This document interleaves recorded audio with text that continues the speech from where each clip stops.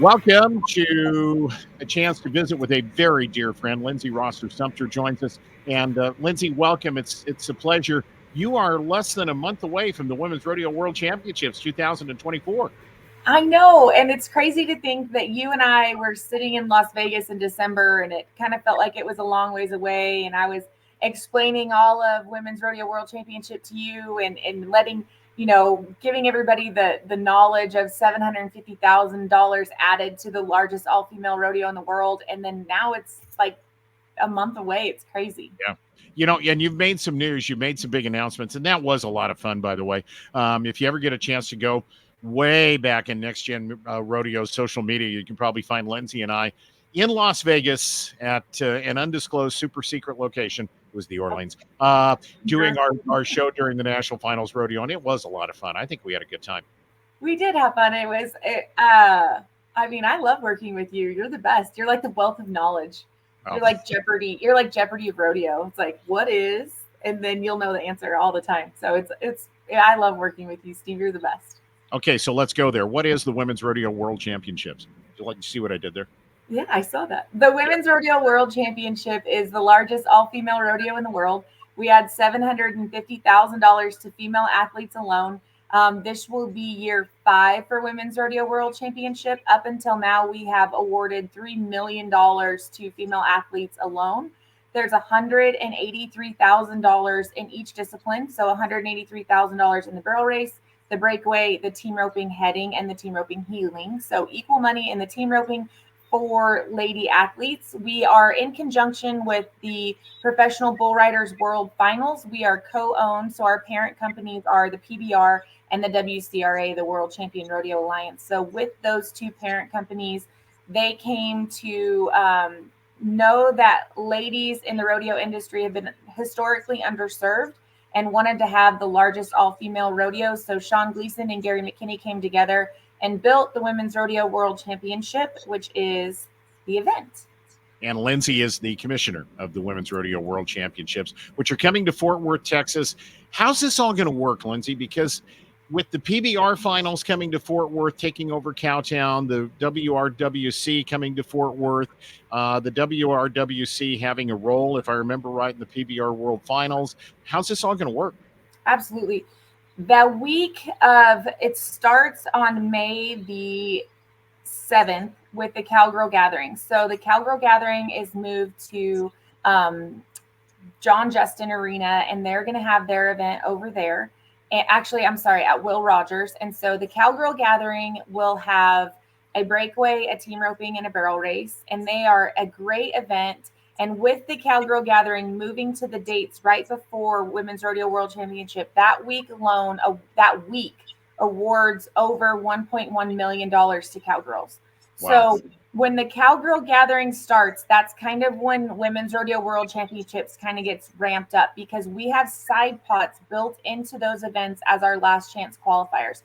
So we take the top 20 in the leaderboard for the breakaway roping, heading and heeling, Challenger Pro. Okay, so top 20 in the leaderboard is who makes it to Women's Rodeo World Championships. It's been a year-long race. Happy New Year. We're in a new year for us. April 15th, we started our W25 segment, and that's why all of these new exciting initiatives are coming out for Women's Rodeo World Championship. And we'll talk about that. But so in the week, we start our competition on Monday the 13th. The Cowgirl Gathering wraps up on the 12th, so we'll know who our last chance qualifiers are. That evening of the 12th, we're going to have a beautiful gala back number ceremony for the Cowgirls to celebrate their qualification into Women's Rodeo World Championship. Round 1 is on the 13th. PBR finals is in Cowtown Coliseum Thursday, Friday, Saturday, Sunday. Mm-hmm. Friday, Saturday, Sunday in Cowtown Coliseum. Then we take over Cowtown Coliseum on Monday the 13th. Round 1 is the 13th. Round 2 is the 14th on Tuesday. Wednesday is our big day. It's our semifinals day. It's the day we crown our year-long world champions, and it's the ladies who qualify into the championship round. Thursday, the championship round is for the breakaway and the team roping, because we listened to the Cowgirls. They didn't like running their horses twice on a championship finals and a semifinals. So the top 12 who would make it to AT&T will come out of there. The top 3 team ropers and headers will come out of Thursday's competition. Obviously, Friday is the big Kid Rock Rockin' Rodeo. Go Team Free Riders. I might have a dog in that fight, right? I'm an assistant coach for that one too. So I wasn't going to let you get by without getting asked about that. So we'll get back to that in a minute. We'll go back to that. The 17th would be the Kid Rockin' Rodeo. The 18th, Cowgirls take over Cowboy Stadium. Our top 12 barrel racers will run, 3 in the team roping, 3 in the breakaway, to crown our $60,000 winners and event champions for Women's Rodeo World Championship in AT&T in front of thousands of people on CBS Sports Network.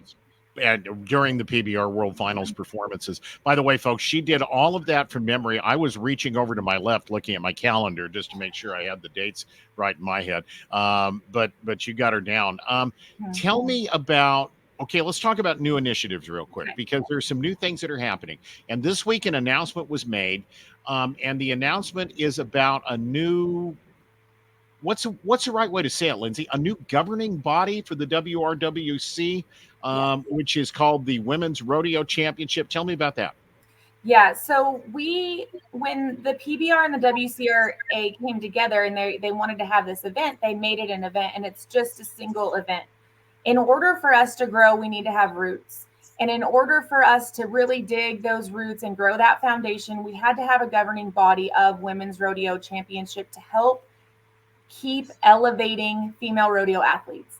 In order to grow, we have to have a foundation and roots. And so that was kind of our umbrella, is to go ahead and incorporate the Women's Rodeo Championship as our governing body, so that it's still me as commissioner, it's still Sammy Joe as director of ops, Caitlin's still our marketing and social media gal, Mackenzie's still in classifications. All of the key people that have been playing pivotal roles in the last 3 years for Women's Rodeo World Championship are still there. They started it. They're extremely busy organizations, right? The PBR is going 90 miles an hour all the time with multiple events every weekend. The WCRA is hosting these big $600,000 majors like Corpus Christi and North Carolina and Stampede at the E and all of these amazing events. So I started with Women's Rodeo World Championship. I'm working on year 3 as commissioner. The first 2 years of the WRWC, I was a contestant. I went to Fort Worth the COVID year that we were in Fort Worth, and I competed there for Women's Rodeo World Championship. And then I went to Las Vegas and competed at Las Vegas at the Women's Rodeo World Championship in the breakaway. So I knew what it was like to be a contestant. I knew what it was like to qualified in both years. And so I kind of had like a dog in the fight. I still compete, made the circuit finals myself as a contestant. And I saw that there was like a need of kind of not necessarily a female voice, but I saw a few things that I'm like, hey boys, listen, if you don't fix this, you're going to lose them, because women are like elephants. They don't forget. And if you do this wrong, I'm scared that you're going to lose. I don't want it to go away. It's too good for it to go away. Well, you open your big fat mouth and then insert foot sometimes, or, hey, why don't you help us and become the voice of Women's Rodeo World Championship? So I'm working on year 3 of that. And this was just the natural progression of what the business needs to become in order to grow. And we have a lot of really exciting things kind of in our 5 and 10 year plan. And even in the Women's 25 plan. And that's where Women's Rodeo Championship came to kind of fruition, knowing that in order for us to grow, and obviously growth is always good, this is what kind of had to happen.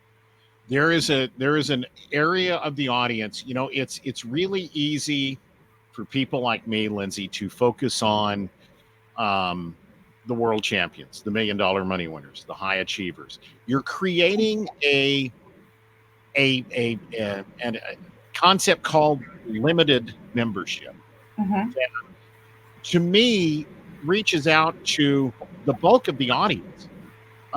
It's kind of, I think of it in the PRCA, there's actually a very small percentage of the membership that gets most of the headlines and qualifies for the national finals rodeo. Everybody else is for the most part competing in the circuit system.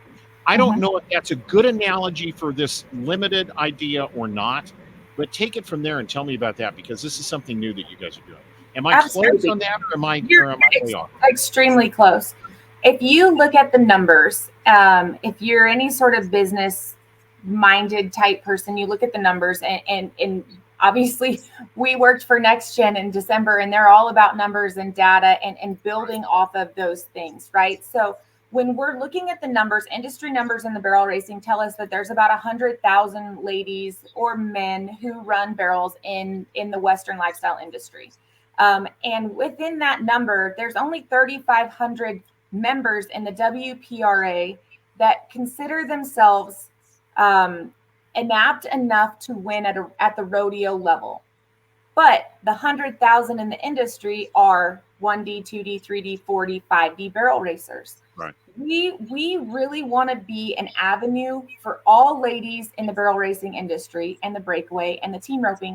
And so with this classification system that we've implemented with the pro and the challenger, and now we are implementing limited in the breakaway and the barrel race, is we want to be that inclusive environment to all athletes, not just the ladies who are making it to the big rodeos that we're watching all the time at Houston and Calgary and Women's Rodeo World Championship, but maybe those other cowgirls that just want to have that cool place to go compete, that sense of inclusion of, I want to go to Women's Rodeo World Championship week and go compete at Cowgirl Gathering, and then I want to go compete at the limited race. We added $42,000 into those categories.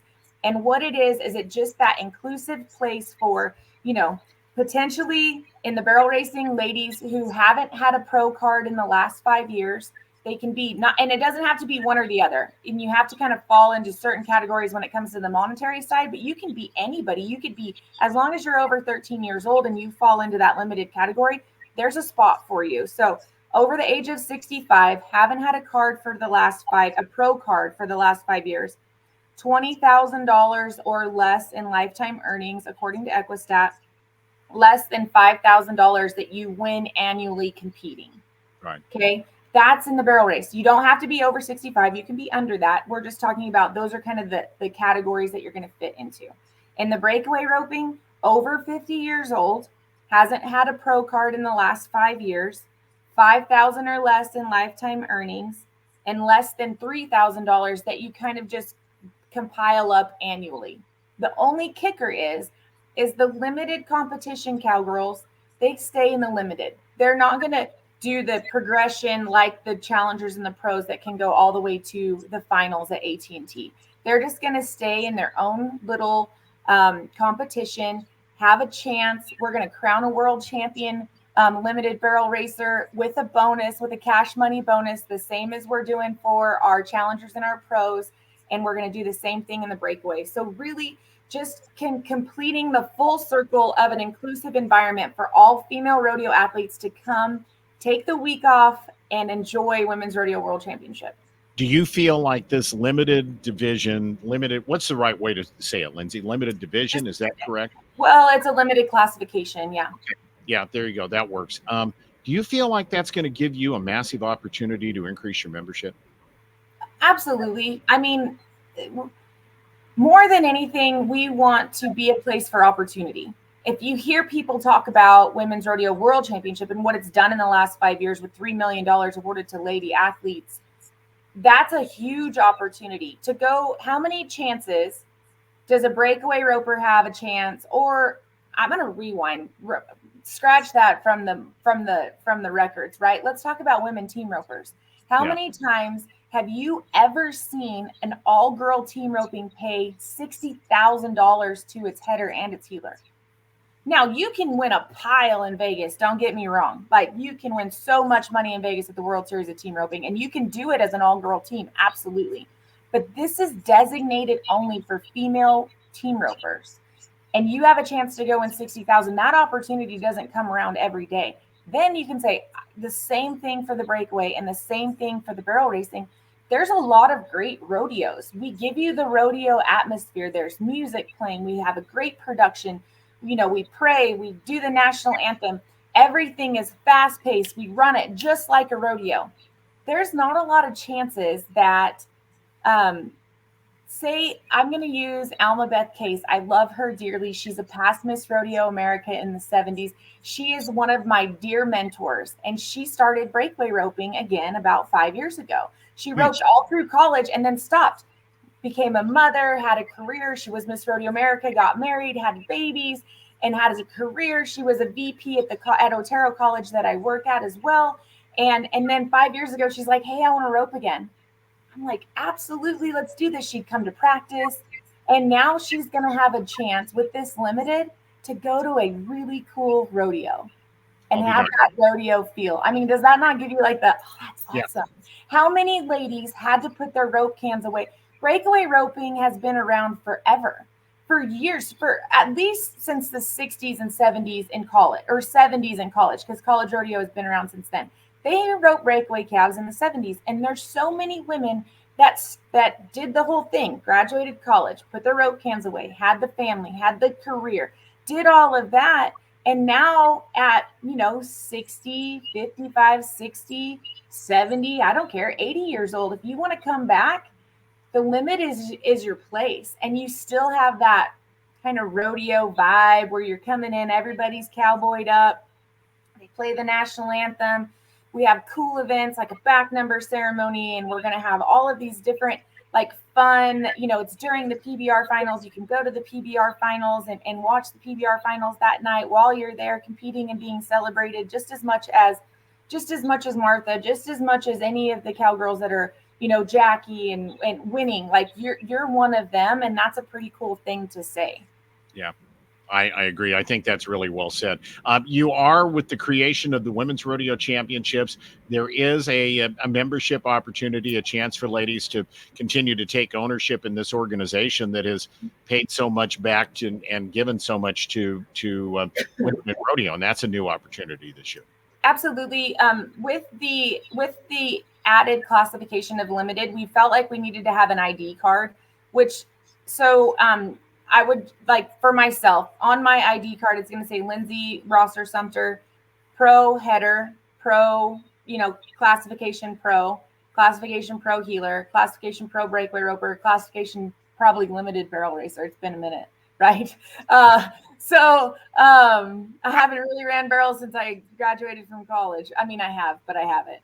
I train a lot and then I sell them to the little jockeys. So that's kind of what my ID card, and that just helps us to, know kind of where we're at on the classifications. But with the other thing with the ID card is that it's going to allow ladies an opportunity to nominate their events that they're going to, but we're really trying to build these side pot packages through all of these major events throughout the country, whether it be with Chris Neal breakaway ropings, whether it be with IPRA or UPRA rodeos. We're trying to build these side pots, and what that does is going to give you a discounted nomination. So we're really trying to use these ID cards as an avenue for discounted nomination. I can use the Cowgirl Gathering, for instance.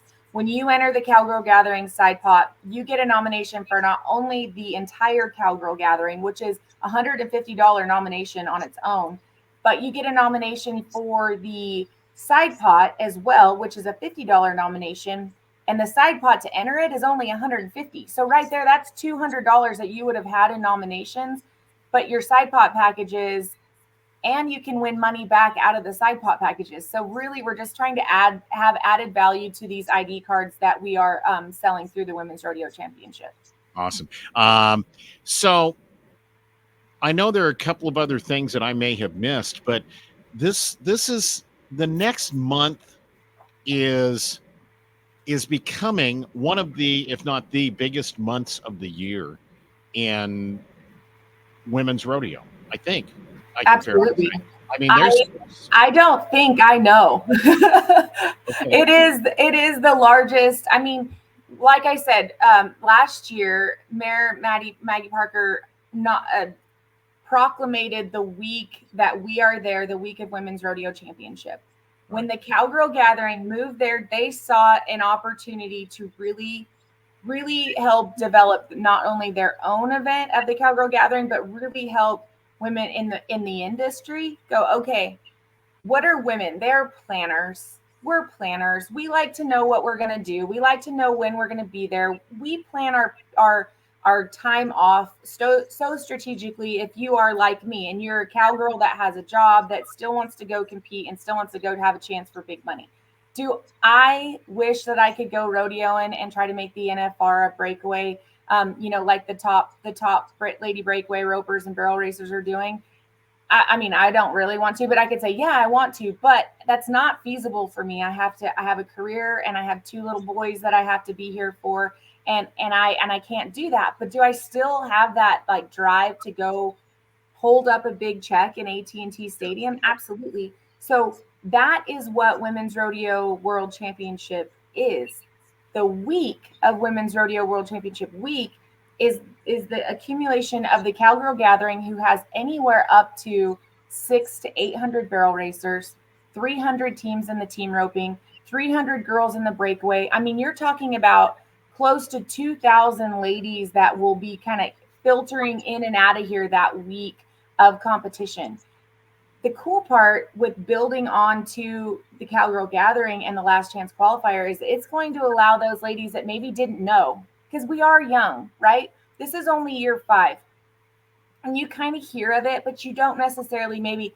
Even Wade, my husband, he says, I still kind of don't really get it. And that's okay. And I understand that, because it's just, think of it as doubling down your money. If you're going to a barrel race or a breakaway or team roping, even if you're entered with a guy, you can nominate that. Any money that you win gets kind of transferred into points, and the points go to the leaders boards, right? So It's easy. it's easy. And the Western industry has a hard time kind of understanding that we got to work together. I think that's a personal opinion. If we all are fighting for the same contestants and we're all fighting for the same contestants to come, and I'm having a huge barrel race the same weekend that you're having a huge barrel race, and say we're 150 miles apart, we're splitting it up, right? We're splitting the ladies that are going to be able to come. If we work together harmoniously to where instead for Women's Rodeo World Championship, they can go to your barrel race, they can nominate it, and they can still get points for me. That's the coolest part about what is happening with the leaderboard and the nomination process, is we're not fighting for the same contestants in the same regional area. My thing is they have a chance for big money, but they can use your event to get to me, right? And so really with working with Cowgirl Gathering, if you haven't, I mean, our cutoff is already April the 14th, so the top 20 is already set. But if you want to come, you can come to the Cowgirl Gathering. You can take that week off of work. You can throw your name in the hat for the Last Chance Qualifier, and then from there try to get into Women's Rodeo World Championship 24, and then continue the process through 25, because it's a qualifier series for W25 at the Cowgirl Gathering. So you can earn your spot to Women's 24 and Women's 25 just at the Cowgirl Gathering. Wow. There's a lot going on. The most important dates and the most important things for people to remember if they are I know that if people would like to come and watch and enjoy and just sit in the stands, you would welcome the biggest crowds you can get to come and celebrate women in rodeo at the Women's Rodeo World Championships. But for those who are competing, I guess the next thing is to get into the Cowgirl Gathering if you're not already advanced on to the next step. Yeah, absolutely. And then, like you said, it is free to the public that entire week. We start, fairly early, 2:00 in the afternoon. We have afternoon performances. And so it's not a ticketed perf. If you're in Fort Worth and you're just milling around, we would love to have as many people as possible come in there and cheer on the Cowgirls. Obviously AT&T, when we're there May the 18th, that's a ticketed performance with the PBR World Finals. So you kind of get 2 birds with 1 stone. You're getting the ticket to the best bull riders in the world with the PBR World Finals, and the best cowgirls in the world with the WRWC championship round. So that's May the 18th. That is ticketed, but everything in Cowtown Coliseum for us is free. The Cowgirl Gathering entries are open on Next Gen now, along with those side pots. When you need to purchase your card, if you're thinking W25 is maybe my new goal, go to the Next Gen Rodeo app or the Next Gen website, and you can purchase your Women's Rodeo Championship ID card and get all that done through the Next Gen app. If you have questions, you can email us at support@wrwc.rodeo, and you can go to wrwc.rodeo and check out the website. All of the information is on there, but we have a great support staff that is willing to talk to anybody about classifications and maybe where you might fit within those classifications if you don't necessarily know. But yeah, support at WRWC.rodeo is the best way to reach out for that. There you go. And in the middle of all this, Coach Sumpter, you are going to be a part of Kid Rock's Rock and Rodeo on May the 17th as an assistant coach. Yes, I am. How much fun is that going to be? Oh, it's going to be a blast. It's a little daunting though right now because, you know, we had this Bobby's the head coach for the team Free Riders. There's only 6 teams. And your team gets put together differently than the other 5 teams. Absolutely. Our team, we don't know who's on our team yet. Our team comes from Rodeo Corpus Christi, which is also May the 9th through the 11th. And so whoever wins first or second at Rodeo Corpus Christi that wasn't already drafted, because the other coaches did a lot of defense and kept pulling individuals off of our leaderboards, little stinker butts. But so we get Corpus Christi winners number 1 and 2 will go be on Team Free Riders. There's only 2, event competitors on each team. So 6 teams. Fred Whitfield, Cody Oles, Charmaine, Sid Steiner, Bobby, and Trevor, a guy named Trevor Brazil. I don't know. I heard he was okay. He did pretty well. Average. He's average.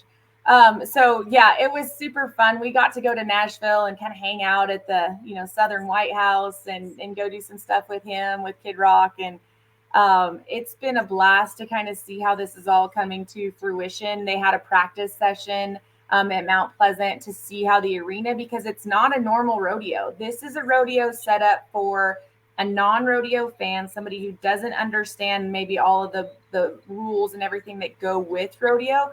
This is a drag race rodeo. There's a light bar, red, yellow, green light. The gates come open and they run them at the same exact time at AT&T Stadium. It's huge arena. And it's going to be super exciting, and the fastest time wins. So there's no barrier.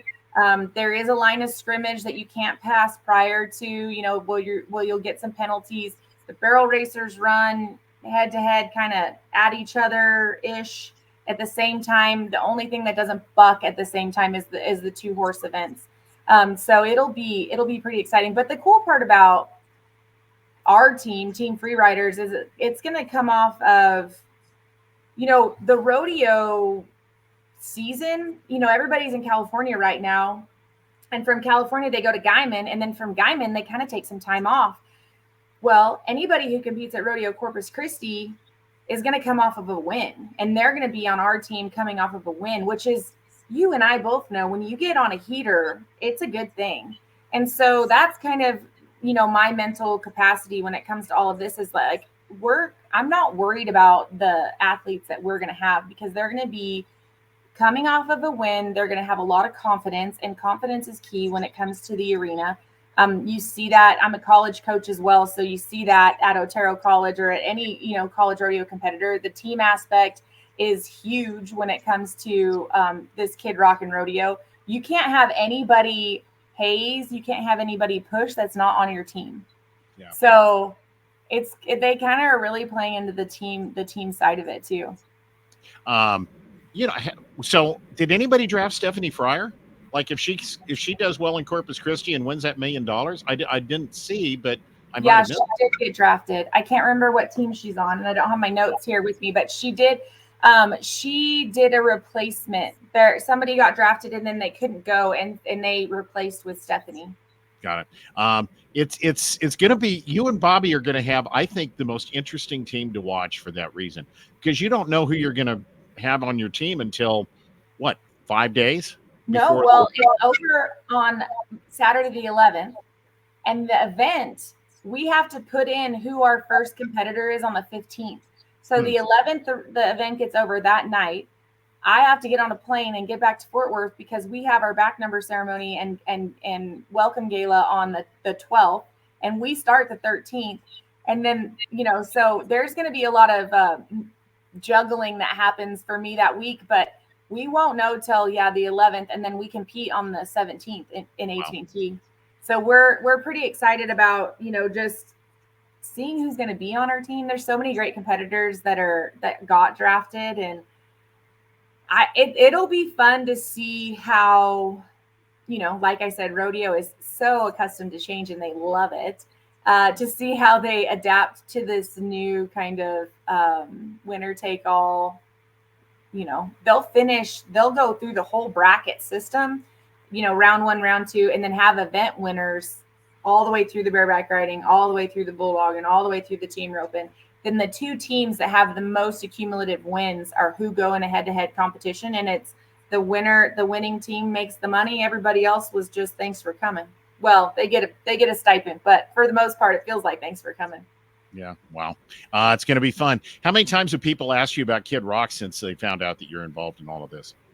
It's funny, and you probably get this too, is they're like, I just saw you talking about, Kid Rock, or you're everywhere. And then I'm at a college rodeo, in Casper, Wyoming. They're like, I just saw you on TV like 5 minutes ago. And I'm like, the magic of film. But they do ask a lot about him and ask about if he's really how he is on how he portrays himself, and how he portrays himself in his interviews and on TV is pretty much exactly how he is in person. He's a very passionate guy about freedom, and very passionate about America, and very passionate about, making sure that the core values of what really rodeo and the foundations of America are built on. He's very passionate about that, and he likes traditionalism, and that's great too. I mean, he's a very cool guy, and he's very intellectual when it comes to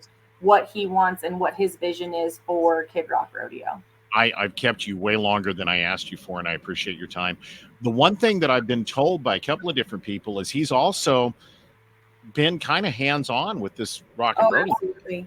I mean, he's not everybody else run it and just showing up. No, he's got a lot of say in what happens, and he was very intrigued with some of the things that Flying U Rodeo has produced with some of of what Grandpa has brought into the rodeo arena on an entertainment side. So I'm excited that some of Grandpa's influence will be there at the Kid Rock and Rodeo. That's what I'm going to say. I can see that Kid Rock and Cotton Rosser might have an interesting conversation. Yes. If they had the opportunity. Yeah, because they're both pretty good showmen. Mm-hmm. And so I'm excited that there will be some of Grandpa's influence at the rodeo. And it's going to be, if you have a chance, and I know that probably people say that all the time, and it's going to be on, it's going to be televised, but it's going to be aired later. But if you have a chance to be there in the building and see, I mean, it's not like a rodeo and then a Kid Rock concert. Like everything is intertwined with the production side. So it's not a pre-show for Kid Rock Rodeo. Everything is together, and it is going to be out of sight. Probably the coolest thing that I will ever be part of, maybe on a production side in my life. And I'm so excited to I have a lot of people like, how do I get in there and be on your team? I'm like, you could be our designated pusher.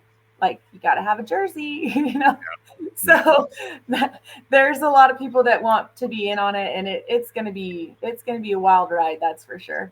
Sounds like it's going to be a great time. Linsay, I know, I don't know how you're going to balance all of this. I am predicting somewhere around May 20th, you're going to be looking for a really good nap because you got a lot going on up until that time. Linsay, I appreciate your time. Women's Rodeo World Championship information. Where should folks look online before I let you go? Yep, all socials, Women's Rodeo. So Instagram, Women's Rodeo, Facebook, Women's Rodeo. Website is www.wrwc.rodeo. And then if you need support at wrwc.rodeo. Reach out to me. I'm kind of an open book. If anybody needs anything, please feel free to reach out. But I appreciate all of your support, and I'm so excited to see you again, Steve, because we had so much fun in Vegas. Our friends at Next Gen are very much involved in all of this. Yes, absolutely. Absolutely. Yeah. And if you want to buy your card for women's, you go to the Next Gen Rodeo app or nextgenrodeo.com, and then go through, you'll click on the icon for women's rodeo and build that process that way. Got it. I cannot wait to see you somewhere in person. Yes. Big hugs for you. Thanks, Linsay. I appreciate it. Linsay Rosser-Sumpter, who is the commissioner of the Women's Rodeo World Championships, and we're less than a month away from the single highest paying women's rodeo event in the country taking place in Fort Worth, Texas. And a few lucky cowgirls having a chance to strut their stuff on stage during the PBR World Finals at AT&T Stadium in front of, if they sell that place out, maybe 40, 50, 60,000 people will be in there to watch it. And that all by itself, Lindsay's got to be just a hoot. It is. It gives me chills and it gives me goosebumps to see how much excitement comes around women's rodeo and the growth that women's rodeo championship and women's rodeo world championship have done for ladies. And that's kind of all that we're striving for, is to just make rodeo better for the female rodeo competitors and be an inclusive environment for all levels of athletes. And that's what we're standing for. Cowgirls supporting cowgirls is kind of our motto. So Linsay, thank you for your time. Thank you.